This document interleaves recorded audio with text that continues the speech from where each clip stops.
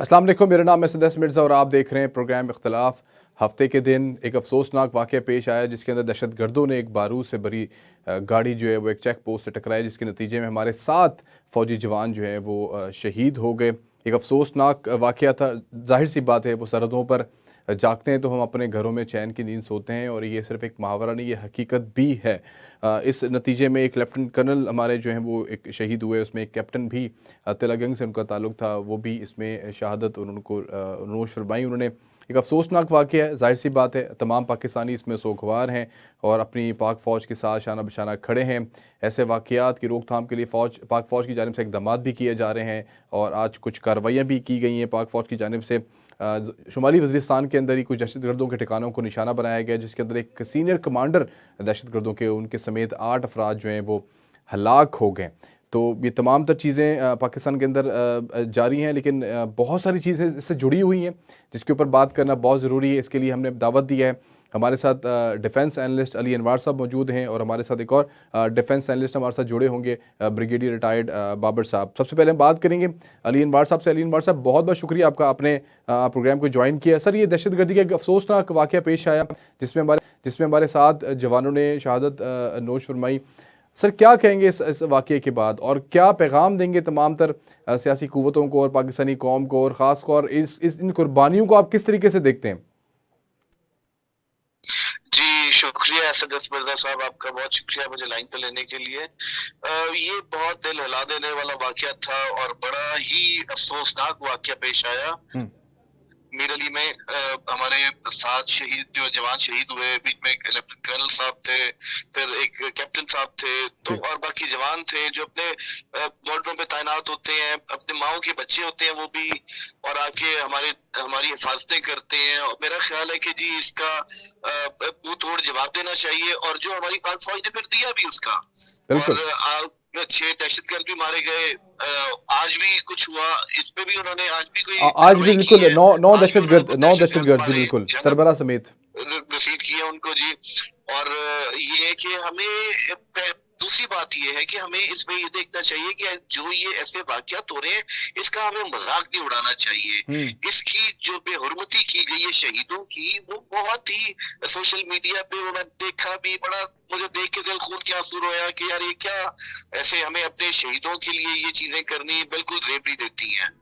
और दूसरा, हमारी फौज अल्हम्दुलिल्लाह के इस काबिल है कि इन चीजों का मुंह तोड़ जवाब दे सके। और अफगानिस्तान के लिए स्पेशली मैं तो ये कहूंगा कि अफगानिस्तान को चाहिए कि अपनी सरहदों की जो है ना वो जरा इसको देखे और दहशतगर्दों को अपने मंतकी अंजाम तक पहुंचाए। अगर ना किया गया तो फिर हम इसका कुछ अपना हल ढूंढेंगे, और हमें हल ढूंढना भी चाहिए। बिल्कुल, बिल्कुल ठीक। अली भाई, आप एक बात बताएँ कि आपको नहीं लगता कि ये एस्टेब्लिशमेंट के साथ इख्तिलाफ़ात तो सारी सियासी जमातों के रहे हैं, और अगर हम बात करें जी किसी भी सियासी जमात की, तो कहीं न कहीं कोई न कोई ग्रीवेंसेस तो रहे हैं, लेकिन कभी इस तरह की जी लाइन क्रॉस नहीं की गई किसी की जानिब से। बज़ाहिर देखिए पीटीआई की देखिए सर, देखिए तहरीक। हमें जी।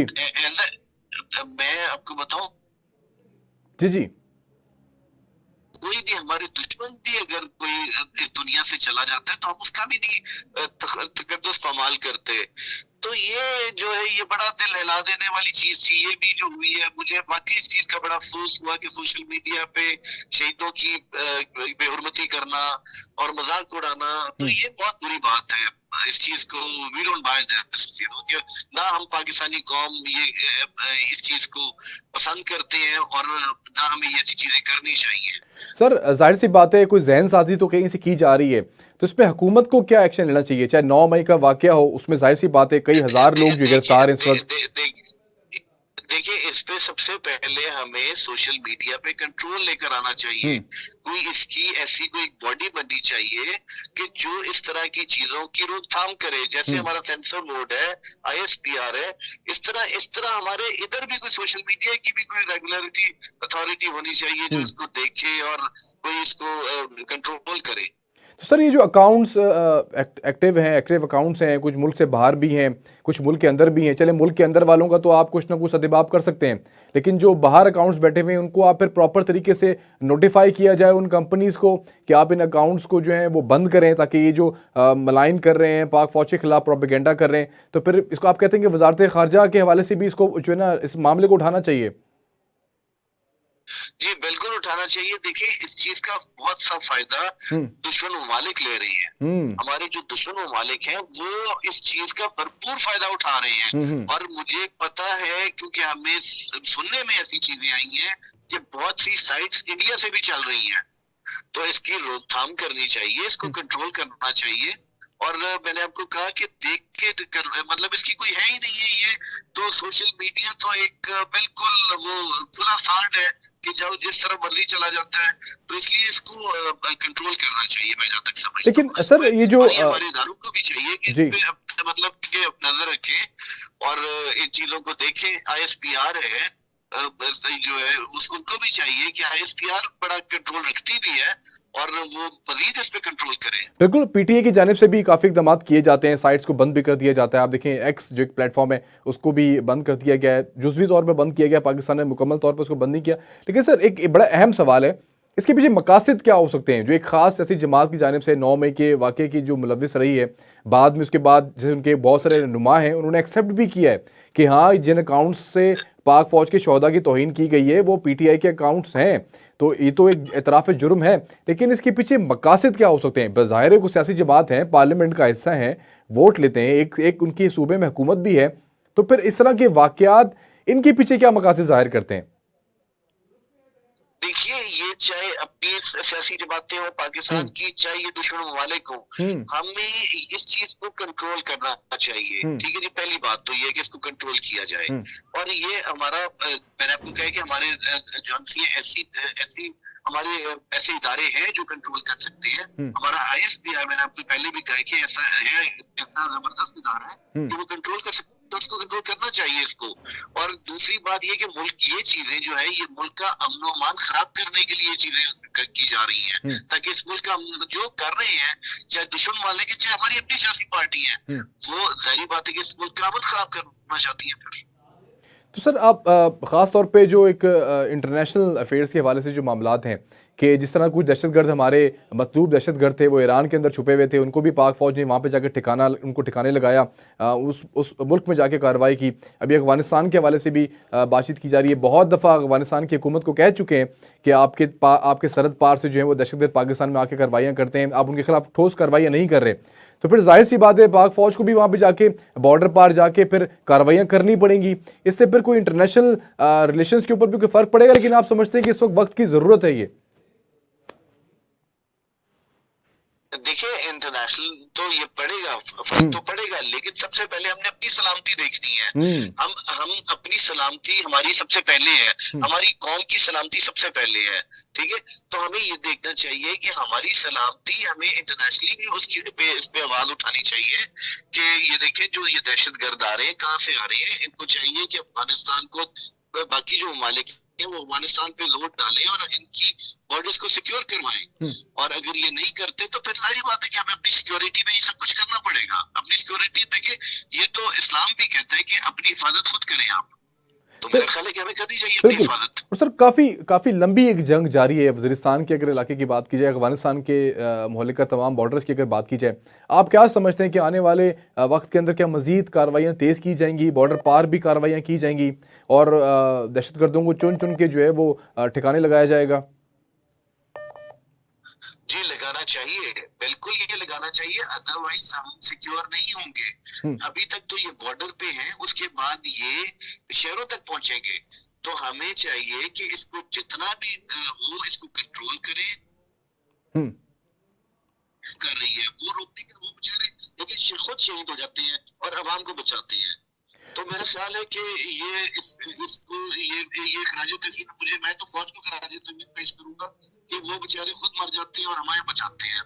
उनकी तो इसी चीज में ही हर चीज ओवर गुजर जाती है। सर जिस तरह से जिस तरह से मैं आप एक बड़ा एक अहम सवाल है कि जिस तरह से सियासी जमात जो हैं वो हमें मुत्तहद नज़र आई, सियासी हुकूमतें मुत्तहद नज़र आईं, इसमें सदर पाकिस्तान भी जनाजे में शरीक थे, आर्मी चीफ़ भी उस जनाजे में शरीक थे, जॉइंट चीफ़ भी उसमें शरीक थे। तो ये एक मुस्बत पैगाम नहीं है पूरी कौम के लिए, और ख़ास तौर पे एक अच्छा जेस्चर है कि पूरी देखिए कौम को देखिए बताया गया देखिए है कि हम सब एक हैं इस देखिए मौजू पे। अफजल मिर्जा साहब, ये हुँ, जो लोग थे ये भी तो पाकिस्तानी थे ना, हुँ, फौज भी तो पाकिस्तानी थी। अगर उन्होंने शिरकत जनाजे में कर ली तो कोई बड़ा काम नहीं किया। हुँ, हमारा फर्ज है ये करना। आई हुँ, विश कि मैं भी अगर उधर नजदीक होता या मुझे भी हेलीकॉप्टर की सहूलत मैसर होती हुँ, तो मैं भी जाता। हुँ, ठीक है, ये उन्होंने चाहे जो भी पार्टी हो, चाहे वजीर आजम हो, चाहे सदर मुमलिकत हो, ये उनका फर्ज बनता है हुँ, कि एक एक शहीद के जनाजे पे जाना। हुँ, ठीक है, तो ये इस कौम पे उनका कोई एहसान नहीं है, ये उनका फर्ज है। हुँ। और वो जो शहीद हुए वो सब वो हमसे बड़े पाकिस्तानी थे, जिन्होंने अपनी जान पाकिस्तान की राह में खत्म की। इसका तो कोई नेम बदल नहीं है बेशक। इसका कोई बिल्कुल नेवल बदल नहीं है। तो ये कोई सियासी जमात का एहसान नहीं है। ये एज ए पाकिस्तानी हमें ये हमारा फर्ज है। और जो हमारे मुल्क की हिफाजत करता है, हमें उसके जनाजे क्या, हमें उसकी मतलब हर चीज करनी चाहिए जो भी हम कर सके, सर चाहे वो शहीद हो जाए, चाहे वो कौम को क्या गाजी हो, चाहे शहीद हो। बिल्कुल, कौम को क्या पैगाम देंगे इस वाक़ये के ऊपर? ख़ास तौर पे उन लोगों को क्या पैगाम देंगे जो इस तरह के प्रोपेगेंडे का हिस्सा बन रहे हैं, या उनके ज़हनों में कोई किसी किस्म का भी कोई अभाम अगर मौजूद है? मैं तो यही कहूंगा कि खुदारा अकल के नाखून ले। हुँ, और हम एक बनाया था। हुँ, इस मुल्क की सलामती है, इस मुल्क की सलामती में ही हम सब की बचत है, हमारी हुँ। बका है। तो इसलिए देख के बोले, देख के ये सोशल मीडिया, ये इसको देख के इस्तेमाल करें। ठीक है, इस मुस्बत चीजें करनी चाहिए, ना कि किसी के जज्बात को मजरूह करें, ना कि किसी का मजाक उड़ाएं। और हमें इस चीज में कोई अकल इस्तेमाल करनी चाहिए। बहुत बहुत शुक्रिया आपका अली अनवर साहब, हमारे साथ मौजूद इस एक अफसोसनाक वाक़ये के ऊपर अपनी गुफ्तगू फरमा रहे थे। उन्होंने यही कहा कि ये माओं के लाल हैं, इन्होंने कुर्बानियाँ दी हैं, हमारे लिए कुर्बानियाँ दी हैं। इन्होंने जो भी अपनी जानों को नजराना पेश किया वो हमारे लिए, हमारे आने वाले मुस्तकबिल के लिए, हमारे आने वाले कल के लिए नजराना पेश किया।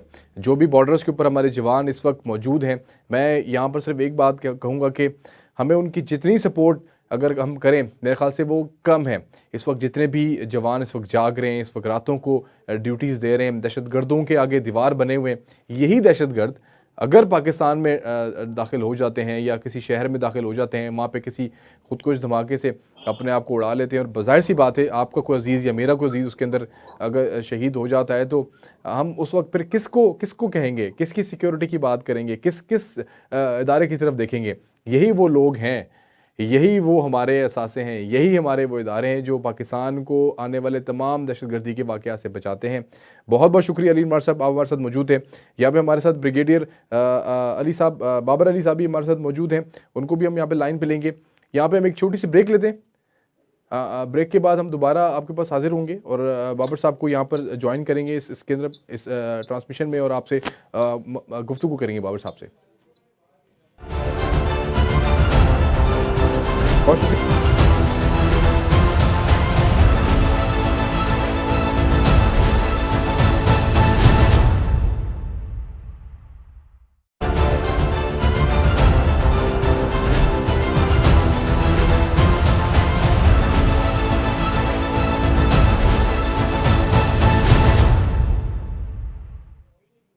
वेलकम बैक जी। ब्रेक से पहले हम अली अनवर साहब से बात कर रहे थे इस अफसोसनाक वाक़े के हवाले से। हमें इस वक्त ज्वाइन किया है ब्रिगेडियर रिटायर्ड बाबर साहब ने, उनसे भी इस हवाले से बात करेंगे। सर बहुत बहुत शुक्रिया, आपने प्रोग्राम में हमें वक्त दिया।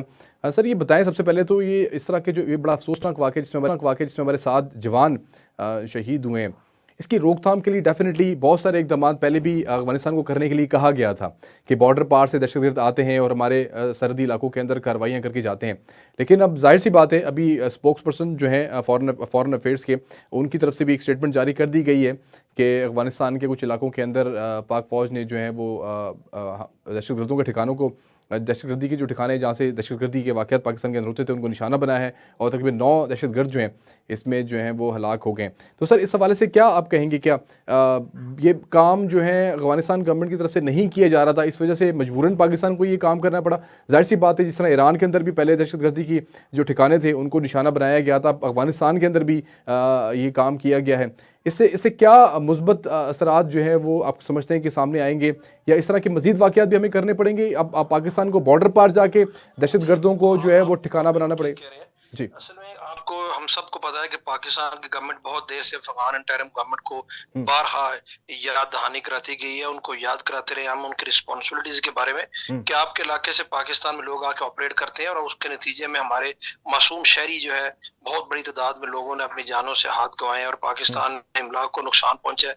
और अफगानिस्तान गवर्नमेंट के साथ हम सबूत भी शेयर करते रहे, ऐसे सबूत जिनकी तरदीद भी नहीं की जा सकती। अफगान इंटरिम गवर्नमेंट ने कभी उनमें से बहुत सारी चीजों की तरदीद की भी नहीं है, बिकॉज वो बहुत ठोस शवाहिद के साथ उनसे इंफॉर्मेशन शेयर करते हैं। अब जब बार बार बताने के बावजूद सब्र का पैमाने की भी एक लिमिट होती है और मुसलसल वहां से अटैक्स हो रहे हैं। जिन इलाकों की आपने बात की है, नॉर्थ वजिस्तान का ये एरिया है जहां पर 2 दिन पहले दहशतगर्दाना कार्रवाई में हमारे 7 ऑफिसर और जवानों ने शहादत नोश की, उसमें मीर अली का इलाका है या मीर अली का इलाका है के एरियाज है, पख्ती का खोस्त, ये 3-4 प्रोविंसेस है, नंगरहार का इलाका भी है, ईस्टर्न अफगानिस्तान की बेस है तालिबान के, और यहीं से लोग आते हैं। हाफिज गुल बहादुर बेसिकली यहीं पर बेस्ड है और रहने वाला वो नॉर्थ वजीरिस्तान के बहुत अरसे से वहां पर वो मुकीम है, उसके लोग वहां पर ट्रेनिंग लेते हैं, वहां से आके यहाँ पर हमले करते हैं, फिर वापस चले जाते हैं। इफेक्टिव बॉर्डर मैनेजमेंट की वजह से उन हमलों में कमी तो डेफिनेटली हुई है, पर इतनी ट्रेचरस टेरेन में जो लोकल्स हैं उनको रोकना 100% मुमकिन नहीं होता।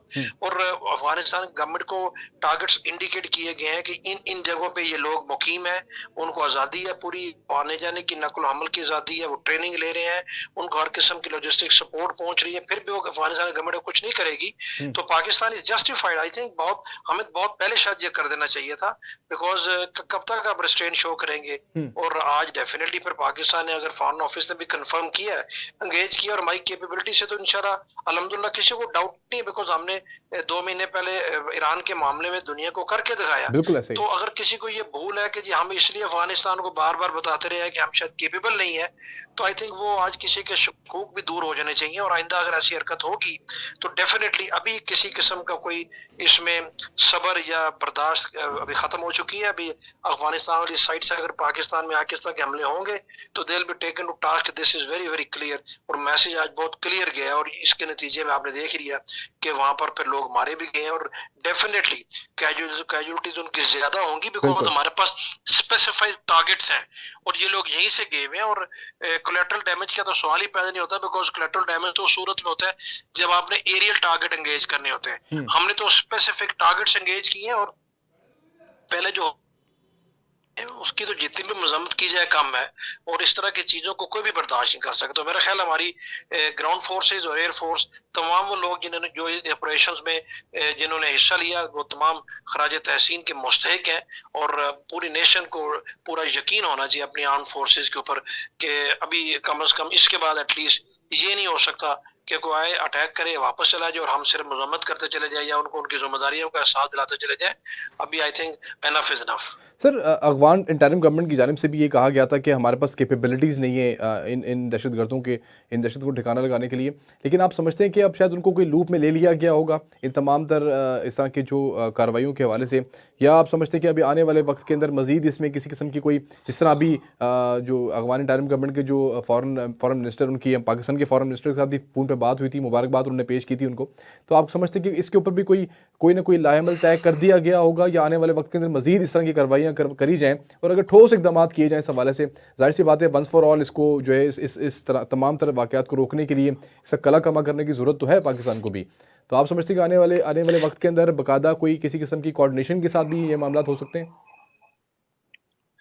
इसमें जरूरत जरूरत सिर्फ हमें नहीं है, हमसे ज्यादा जरूरत अफगानिस्तान को है, बिकॉज टर्मोइल असल में तो अफगानिस्तान में है, दुनिया से राब्ता उनका मुनक़ता है। वो अफगानिस्तान बिल्कुल आइसोलेटेड है, अमन हमसे ज्यादा उनकी जरूरत है, और वो अगर नहीं करेंगे ताउन हमारे साथ तो उनके लिए प्रॉब्लम्स होंगी। और वो जो ये कहते हैं हमारी कैपेबिलिटी नहीं है, 100% इस पे यकीन नहीं किया जा सकता, बिकॉज कैपेबिलिटी जब वो लोग आजादाना वहां पर एक जगह से दूसरी जगह जाते हैं, और रिपोर्ट्स ये भी शाहिद के साथ है कि अफगान इंटरिम गवर्नमेंट के कुछ रिस्पॉन्सिबल लोगों के साथ उनके लिंक्स भी हैं, कुन्नर नूरस्तान में स्पेशली वो लिंक्स उनको बताए भी गए हैं, और लॉजिस्टिक सपोर्ट भी उनको दी जाती है। और आज के अटैक के बारे में ये तो कंफर्म से नहीं कहा जा सकता कि जी उनको लूप में लिया गया या नहीं लिया गया, but I am very sure कि कम से कम अभी अफगानिस्तान की गवर्नमेंट इसको सीरियस जरूर ले। नहीं, बिल्कुल सीरियस लेना बनता भी है। हमारे साथ जवान जो हैं उसमें शहादत उन्होंने नोश फरमाई है सर, एक लेफ्टिनेंट कर्नल भी इसमें शामिल थे, कैप्टन साहब भी इसमें हमारे एक उन्होंने भी शहादत नोश फरमाई है। सर इस तरह की कुर्बानियों के हवाले से एक जाहिर सी बात है, एक वज़ीर इत्तलात की जानिब से भी एक बयान जारी किया, सोशल मीडिया पे कुछ प्रोपेगेंडा वगैरह भी किए गए इन हवाले से, कुछ तौहीन आमेज़ ट्वीट्स वगैरह भी की गई जिसकी बड़ी सख्ती से मजम्मत भी की गई है। आप ये क्या समझते हैं कि जिस तरह शेर अफजल मरवत साहब ने भी कहा कि डेफिनेटली वो अकाउंट्स का ताल्लुक एक सियासी जमात के साथ तो रहा है, उन्होंने उनकी एक पॉलिटिकल कैंपेन वगैरह भी रन की है, इसके पीछे मकासद क्या हो सकते हैं? आप समझते हैं कि शायद इसको अनअटेंडेंट छोड़ देना चाहिए या इसके ऊपर कुछ सख्त एक्शन लेने चाहिए, कोई रेगुलेटरीज भी बनानी चाहिए सोशल मीडिया के हवाले से भी? क्या फिर लोगों को क्या पैगाम देना चाहिए, कौम को क्या पैगाम देना चाहिए? जाहिर सी बात है एक मेजॉरिटी इस वक्त जो है वो हमारे जवानों के साथ खड़ी है, शाना बशाना खड़ी है, उनकी सपोर्ट में खड़ी है, लेकिन इस तरह की गुफ्तगू जब सामने आती है, देखने को मिलती है, कौम सोशल मीडिया पर पढ़ती है, तो दिल दर्द तो होता है दिल के अंदर, और दुख होता है हम लोगों को। तो इस पे क्या एक्शन लेना चाहिए, और इसमें आप क्या समझते हैं कि क्या जहन साजी या किसी किस्म की कोई हमें भी कोई प्यार मोहब्बत की मामला रखने चाहिए या लोगों को समझाना चाहिए? इसमें क्या हमारा क्या इसमें जो है किरदार होना चाहिए? दुख दर्द तो आपने बड़ा छोटा लफ्ज बोला है, इसकी जितनी मजम्मत की जाए मैं दुनिया के किसी मुल्क में इसकी मिसाल नहीं मिलती। एक टिपिकल पॉलिटिकल पार्टी एक टिपिकल माइंडसेट के साथ, और अभी हमें खोल के बताना चाहिए, लोगों को पता होना चाहिए कि ये कौन सी पार्टी है। आप शोदा की तस्दीक करें, और उसके बाद इनके जो बड़े हैं वो अपने आप को सिर्फ इतना कह दीजिए हमें पता नहीं है, ये सारे के सारे उनके लोग हैं, ये सोशल मीडिया हैंडलर्स हैं, इनके कुछ बाहर बैठे हैं, कुछ यहाँ पर बैठे हैं, कुछ मीडिया के साथ लिंक है। लोग शहीद होते हैं, उनके जाके घर वालों से पूछे, वतन की खातिर जाने कुर्बान कर रहे हैं, और हम उनकी तस्दीक कर रहे हैं। ये तो बिल्कुल एक्सेप्टेबल नहीं है, ये कोई सियासत नहीं है। अगर इसको सियासत की आड़ में कोई करना चाहता है तो सॉरी, ये नहीं हो सकता। आपने पूछा इसको हैंडल कैसे किया जाना चाहिए, सबसे पहले तो कौम को बहुत क्लियर होना चाहिए कि सियासत और दहशतगर्दी और इस तरह के लोगों को सपोर्ट करना और शोधा और इन लोगों की, हमारे सोल्जर्स की तौहीन करना, ये बिल्कुल एक्सेप्टेबल नहीं है, और इन लोगों को बिल्कुल कानून के कटघरे में लाना चाहिए। अभी तक को तो डील दिखाई गई है, तो ये यहाँ तक पहुंचे हैं, और मेरा ख्याल है उसका भी टाइम गुजर चुका है, और कानून मौजूद है।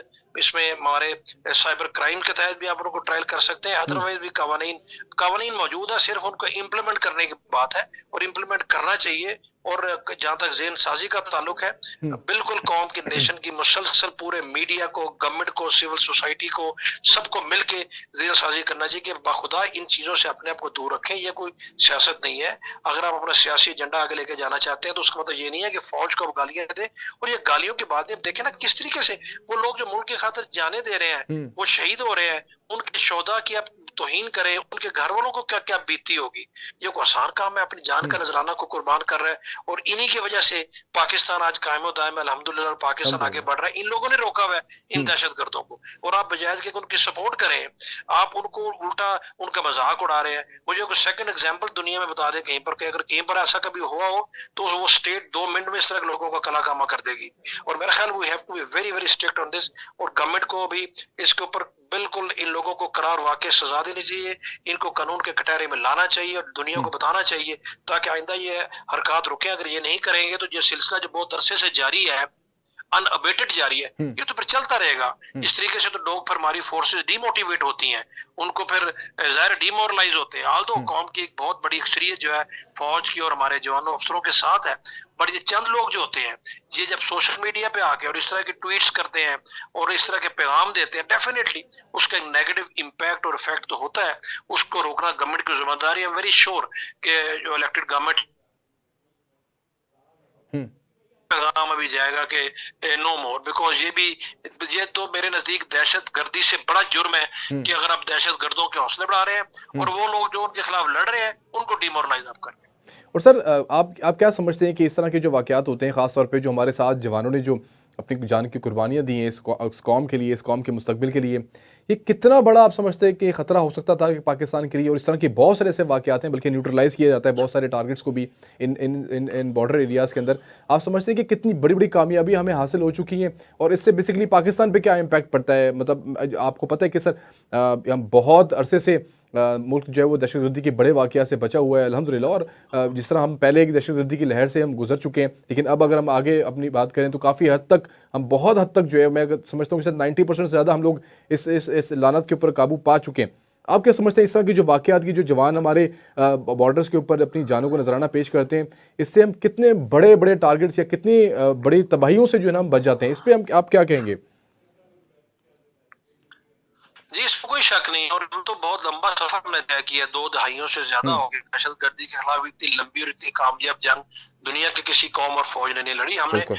90% के ऑलमोस्ट 100% हमने इस पर काबू पा लिया था। ये तो हुँ, गुज़श्ता 2 ढाई सालों से दोबारा इन्होंने सर उठाना शुरू किया, और उसके रीजंस कुछ पॉलिटिकल है। आपको पता है, जब आपको पॉलिटिकली लोग यहाँ पर अपने माइंड के मिले और उनको एग्ज़ैक्टली। पॉलिटिकल सपोर्ट करें, तो फिर लोगों के हौसले। अभी भी आप देखिए, अब हमारा जो साबका फाटा के इलाके, उनके 7 एजेंसीज में से अभी मेनली ये 2 एजेंसीज में ज्यादा वाकयात होते हैं। 2 में से भी एक में नॉर्थ वजीरिस्तान में ज्यादा होते हैं। हुँ, और वहां पर भी आपने जिस ग्रुप का मैंने नाम लिया, हाफिज गुल बहादुर, बिकॉज ये बेस्ड है पख्तिया और उसमें खोस्त पख्तिका में और खोस्त में। खोस्त में। जी, और ये चंद एक रह गए हैं। और जहां तक इन दहशतगर्दों के खिलाफ कार्रवाइयों को तलक, इसमें कोई शक नहीं, अगर फोर्सेज इनको टारगेट ना करे या ना करती, तो जाहिर है वहां पर बैठे डेफिनेटली ये फिर सेटल एरिया में बड़ी बड़ी कार्रवाइयों की मनसूबासाजी करते हैं और बड़े नुकसान से हम बचते हैं।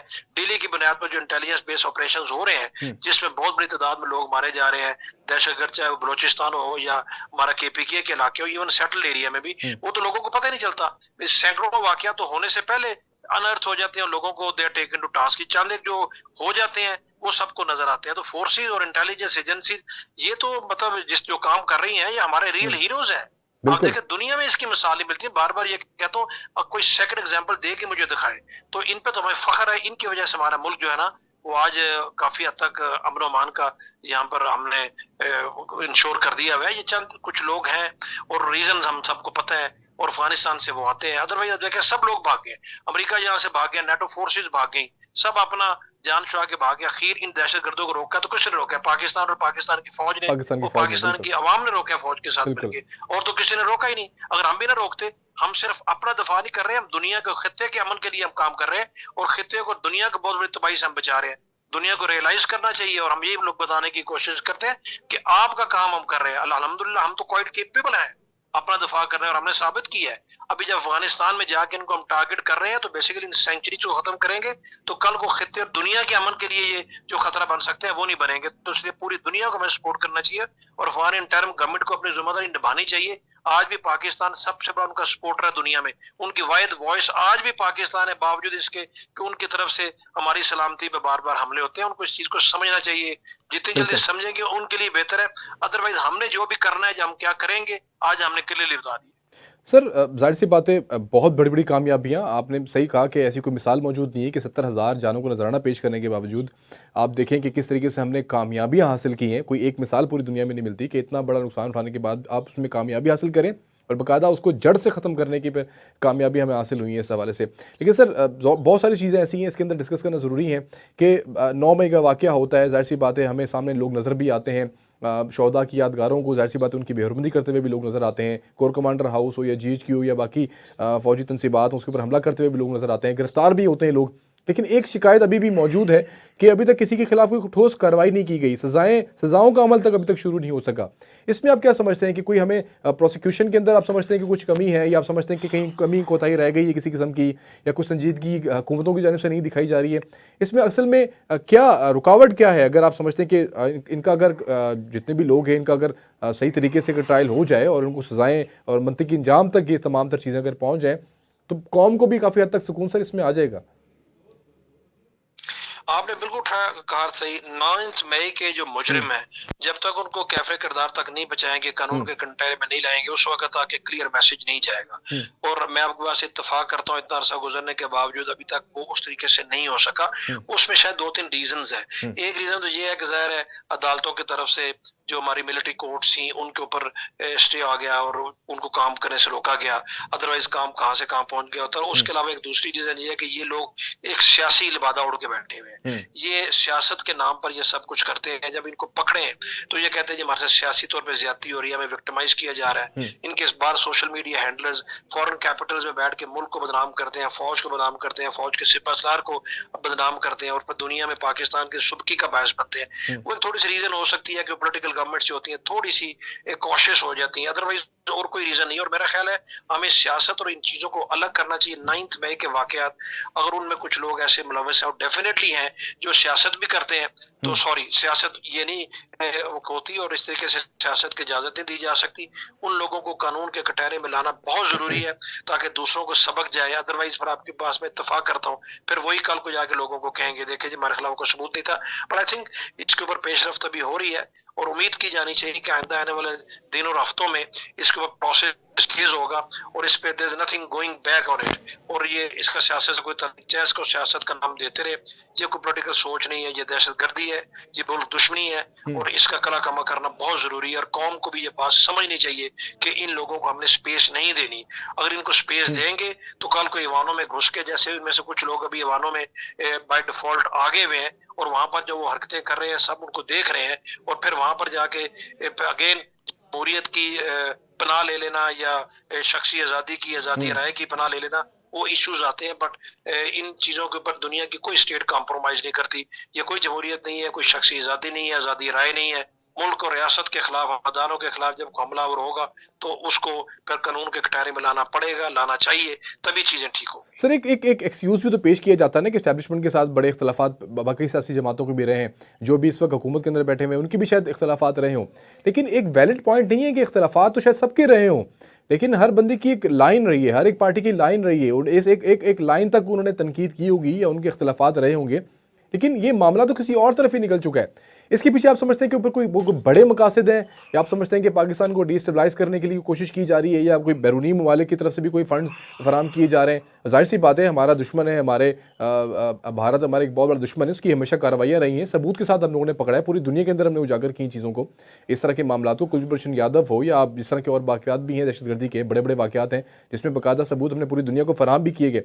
आप समझते हैं कि एक मकसद है उसका कि पाकिस्तान को किसी तरीके से डिस्टेबलाइज किया जाए और ये मकसद शायद वो इतने कामयाब नहीं हो जितने हमारे अंदर के बैठे लोगों ने उसके अंदर जो है ना काफ़ी हद तक पाकिस्तान को नुकसान पहुंचाया। तो इस आड़ के अंदर इस जुमले के पीछे छुप जाना कि एस्टैब्लिशमेंट के ताल्लुकात तो एस्टैब्लिशमेंट के साथ खिलाफ तो सबके ही रहे हैं, लेकिन आप जहाँ तक निकल गए हैं जो कार्रवाइयाँ इन्होंने कर दी हैं पाकिस्तान के खिलाफ, आप समझते हैं कि ये तो कोई अलग ही मकसद है पाकिस्तान में जो इस वक्त इसके ऊपर ये अमल पैरा है? मैं आपकी बात से इत्तेफाक करता हूँ। ये तो पाकिस्तान को डिस्टेबलाइज करने की एक दानिस्ता कोशिश है, सबको नजर आ रही है। एस्टैब्लिशमेंट को हर चीज का मोर्द इल्जाम डालना हमारे मुल्क में रिवाज बन गया है। सबके खिलाफात रहे हैं, हमारी 2 मेन स्ट्रीम पॉलिटिकल पार्टीज के रहे हैं, पीपल्स पार्टी के रहे हैं, लेकिन जब पीपल्स पार्टी ने या पीएमएलएन ने उनकी गवर्नमेंट खत्म हुई, जुल्फिकार अली भुट्टो को फांसी लगी, बट उन्होंने तनकीद जरूर की स्पेसिफिक लोगों के ऊपर, बट कभी कोई हमलावर नहीं हुआ, कभी किसी ने अटैक जाके फौज पे नहीं किए, कभी फौज के खिलाफ किसी ने बैरून मुल्क जाके मुहिम नहीं चलाई, अपने सिपा सलार की किरदार कशी नहीं की, दुश्मनों के हाथ में खेले नहीं है और इंडिया की आवाज को तकवीत नहीं दी, उनकी लाइन टो नहीं की। इसलिए ये जो अभी हो रहा है ये तो देखें, इनको तो किसी ने कुछ कहा ही नहीं है। मतलब एक पॉलिटिकल प्रोसेस के तहत आपकी गवर्नमेंट खत्म हुई है और उसको एस्टैब्लिशमेंट को आप उस दिन से एस्टैब्लिशमेंट पे हमले कर रहे हैं और अपनी फौज को कमजोर करने की कोशिश कर रहे हैं। फौज को कमजोर कौन करना चाहेगा? सर आईएमएफ और सर देखिए आईएमएफ को दूसरे दुश्मन करना जी, साथ में आईएमएफ को भी लॉबीज हैं जो आईएमएफ को खत लिखना, आईएमएफ के हेडक्वार्टर के सामने जाके एहतजाज करना, फिर यूरोपीय यूनियन को जीएसपी प्लस स्टेटस वापस लेने के लिए खत लिखना, तो सर ये सारे इकदाम भी तो मेरे ख्याल से इसको दहशतगर्दी के ही तर्ज पे देखा जाए ना फिर तो पाकिस्तान में। ये दहशतगर्दी से भी बढ़ के सिर्फ आईएमएफ के दफ्तर के सामने एहतजाज नहीं करना, वहां पर जाके पाकिस्तान के आर्मी चीफ के खिलाफ एक तज़ीक अमेज मुहिम चलाना, ये दुनिया के कौन से मुल्क में इजाजत दी जा सकती है? आप कहीं पर और करके देखें, अगले दिन हम नजर नहीं आएंगे। और जहां तक आपने जीएसपी प्लस स्टेटस की बात की, सब चीजें अगर आप सामने, इससे बड़ी मुल्क दुश्मनी क्या होगी? और खुदा ना खास्ता आईएमएफ पाकिस्तान को बेल आउट पैकेज जो हमारा चल रहा है रोक देती है, अल्लाह ना करे पाकिस्तान डिफॉल्ट करे तो किसको नुकसान होगा? पाकिस्तान को, इन लोगों को क्या होना है? ये तो सबके सब बाहर भाग जाएंगे, ऑलरेडी बाहर बैठे हुए। तो मुल्क दुश्मनी और क्या होती है? बिल्कुल ये मुल्क दुश्मनी है, ये कोई सियासत नहीं है। ये तमाम हदूद क्रॉस कर चुके हुए हैं और पहले हमले करते हैं फौज के ऊपर और बतदरीज कर रहे हैं। अभी देखें आईएमएफ के हेडक्वार्टर के सामने जो मुजाहरा किया, उनमें इनका फ्रंट लाइन लीडर जो इनकी पिछली गवर्नमेंट में प्राइम मिनिस्टर का मशीर था, उसका किचन कैबिनेट का स्पोक्स पर्सन था, वो लीड कर रहा था उस मुजाहरे को। तो कैसे कह सकते हैं हमने नहीं कराया या हमने नहीं किया? किसी एक ने भी उसकी मजम्मत की है?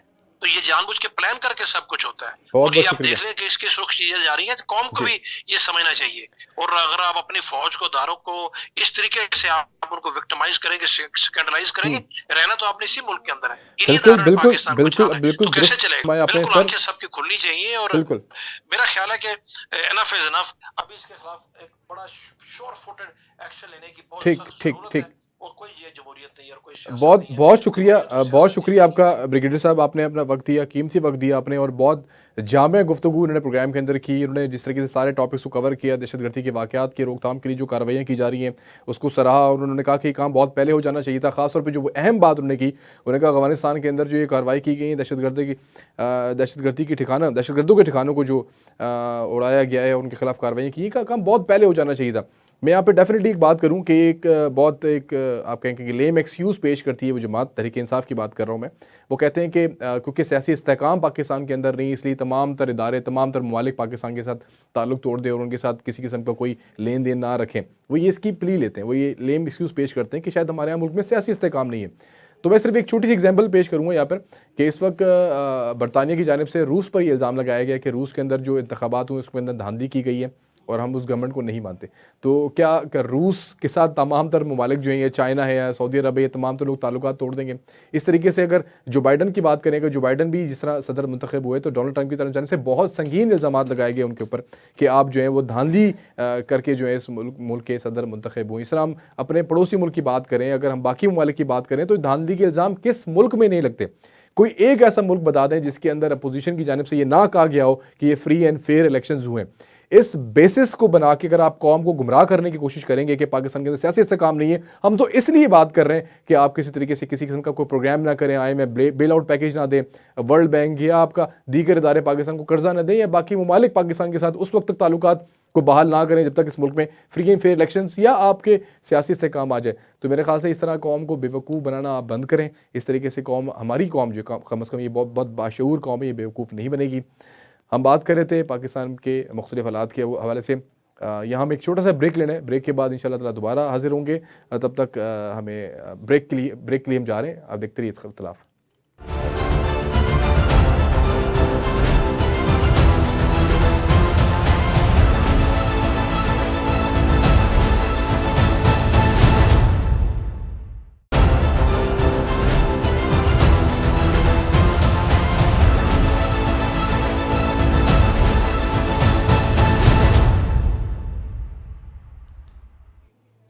वेलकम बैक जी। ब्रेक से पहले हम पाकिस्तान में होने वाले दहशतगर्दी के वाक़यात के बारे में बात कर रहे थे और जिस तरीके से पाकिस्तान ने दहशतगर्दों के ठिकानों को निशाना बनाया अफगानिस्तान के अंदर जाके, उसके बारे से बात करते हैं। हमारे साथ ब्रिगेडियर बाबर साहब भी मौजूद थे, हमारे साथ अली अनवार साहब भी मौजूद थे, डिफेंस एनालिस्ट थे दोनों, और बड़ी ज़बरदस्त किस्म की गुफ्तगू के हवाले से मैं साथ साथ अगर आपको बताता चलूँ कि जो मेन टॉपिक्स थे आज के, जिसको हम डिस्कस करना चाहेंगे, अपने इस प्रोग्राम की क्लोजिंग के अंदर शामिल करना चाहेंगे, वो यही थे कि किसी तरीके से भी पाकिस्तान के ख़ास तौर पर जो पाकिस्तान के शोहदा हैं उनकी तो तौहीन ना की जाए, और अगर जो लोग इसमें मुलव्वस हैं उनके साथ जो किसी किस्म की कोई ज़्यादती के मामला ना रखे जाएँ, इस तरह की कोई सोच भी ना रखी जाए। सिर्फ एक बात इसमें जो ना आप एम्फसाइज़ कर लें कि पाकिस्तान का आइन और कानून इसमें क्या कहते हैं। उन्होंने ये भी कहा कि पाकिस्तान में आइन मौजूद है, पाकिस्तान में कानून मौजूद है। इस तरह के अगर कोई लोग किसी चीज़ में मुलव्वस है तो उनको कानून के मुताबिक आप कार्रवाई कर सकते हैं। जिस तरीके से फिर हमने 9 मई के हवाले से भी बात की कि 9 मई के जितने भी इस वक्त मुलव्वस अफराद थे उनके खिलाफ किसी किस्म की अब तक कार्रवाई नहीं की गई। इसके अंदर भी बहुत सारे सवालिया निशान उठाए जा रहे हैं, और 9 मई के वाक़े को जिस तरीके से सबूताज करने की कोशिश की जा रही है उसके अंदर ये चीज़ भी जो है वो इन्वॉल्व होती है कि साथ साथ इनके खिलाफ कार्रवाइयाँ क्यों नहीं की जा रही। इनकी जो PTI के जो सरबराह थे उनके हवाले से जो बयानात मौजूद थे, उन्होंने किस तरीके से लोगों को उकसाने की कोशिश की, जिस तरीके प्रवोक किया उन्होंने अपने वोटर्स को, सपोर्टर्स को पाक फौज के खिलाफ करने की कोशिश की। उस वक्त की सिटिंग आप सब कहते हैं कि आर्मी चीफ के खिलाफ बात करने की कोशिश की, फिर एक नए अपॉइंट होने वाले आर्मी चीफ का रास्ता रोकने की कोशिश की, फिर ISI के DG के बारे में जिस तरह की गुफ्तगू उनके हमारे सामने मौजूद है, जिस तरीके से उन्होंने एक अजीब किस्म के तौहीन अमेज़ अल्फाज उनके खिलाफ जो इस्तेमाल की, ये तमाम तर चीज़ें उसी तरफ लीड करती हैं। जहन साजी, और क्या कहते हैं, जहन साजी इसी चीज़ का नाम है कि अगर आप किसी एक ख़ास इदारे के ख़िलाफ़ जहर उगलना शुरू कर दें और उनके ऊपर बेबुनियाद इल्ज़ामात लगाना शुरू कर दें इस तरीके से, फिर और ज़ाहिर सी बात है, एक सियासी जमात का लिबादा उन्होंने ओढ़ा हुआ है। ये बड़ी एक अहम बात थी ब्रिगेडियर साहब ने जो की, उन्होंने कहा कि उन्होंने सियासी जमात का लिबादा ओढ़ा हुआ है, जिसकी वजह से शायद किसी जगह पर जो है वो कानूनी रुकावटें भी हमारे सामने आती हैं, कुछ मोरल रुकावटें भी हमारे सामने आ जाती हैं। लेकिन इसका सिलसिला रुकना चाहिए। ये दिल में दर्द है, या हमें अफसोस हुआ, आई थिंक इससे बहुत बड़ी बात है। उन्होंने ये बात भी की कि शायद हमें इस चीज़ की किसी किस्म की भी हम इसको एक्सप्लेन नहीं कर सकते, हम अपने दुख को एक्सप्लेन नहीं कर सकते कि जिस तरीके से हमारे उन शोहदा जिन्होंने पाकिस्तान के मुस्तकबिल के लिए, हमारे लिए, आपके लिए अपनी जानों को नजराना पेश कर दिया, जिनका कोई नेमो बदल हम नहीं दे सकते। किसी ने अपनी जान ही पेश कर दी, आप उसके रिटर्न में आप उसको क्या दे सकते हैं? मैक्सिमम आप उसके अगेंस्ट में अपनी जान का नजराने पेश कर सकते हैं ना। तो ये तमाम तर चीज़ें ऐसी हैं जिसके ऊपर गुफ्तगू करना बहुत ज़रूरी है। मेरे ख़्याल से बहुत हुकूमत को ख़ास तौर पे इसके ऊपर एक्शन लेना चाहिए। हुकूमत को तमाम जितनी भी कानूनी कार्रवाइयाँ उनको बरोए कार लाना चाहिए, और आने वाली जितनी भी दहशतगर्दी के वाक़यात उसकी रोकथाम के लिए ये पाक फ़ौज जो है वो इस तरह के इक़दामात जो है उसमें किसी किस्म की कोई कसर नहीं छोड़ेगी। इंशाअल्लाह ताला हम आखिर में बिल्कुल मैं एक जुमला अदा करूँगा कि हम अपनी फ़ौज के शाना बशाना खड़े हैं, उनकी फुल सपोर्ट में खड़े हैं।